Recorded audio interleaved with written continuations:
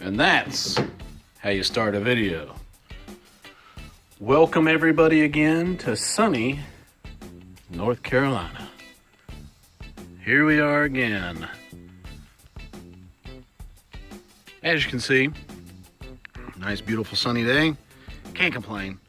Actually not as hot as it was or has been for quite some time. There's old Red up there on the street.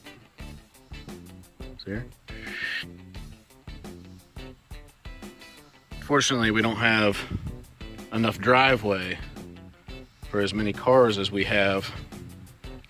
So a couple things I wanted to go over. One was Thurobrd here. Thurobrd came to me by way of Craigslist. And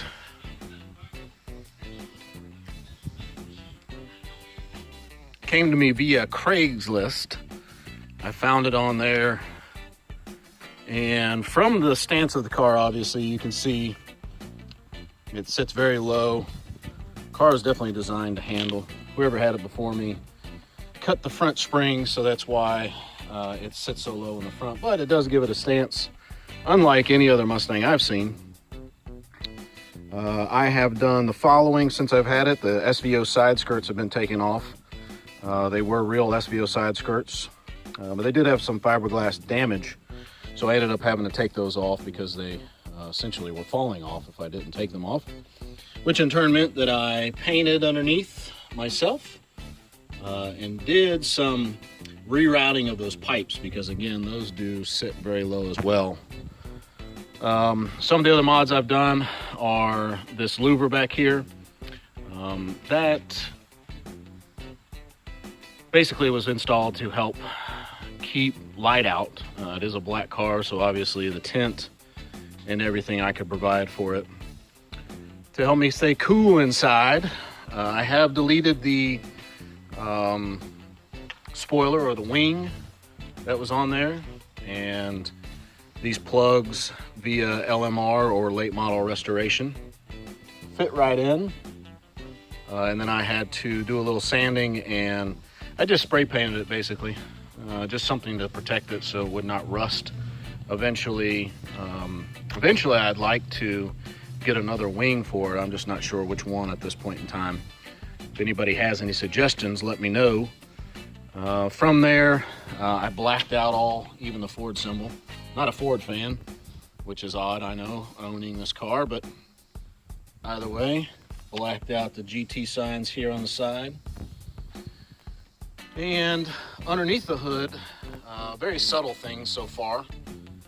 I did replace the throttle body. That's an SR Performance from American Muscle. And then the cold air intake was already installed, but I had to modify it because the old one went through. The old one had blue joints right there. That was blue. And that one was blue.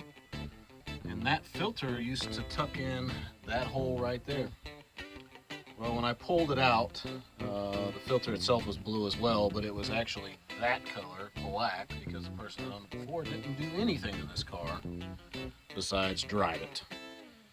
It did come with the strut tower brace there. Eventually, some mods I want to do to the car are going to be cams, maybe slightly a little bit bigger cams. The first day I owned it, I had to replace all of the hoses, the antifreeze, all that good stuff. I have got an oil separator can here that was installed last weekend, and I also got these chrome caps for all these, the brake fluid, the oil, power steering fluid, and the radiator.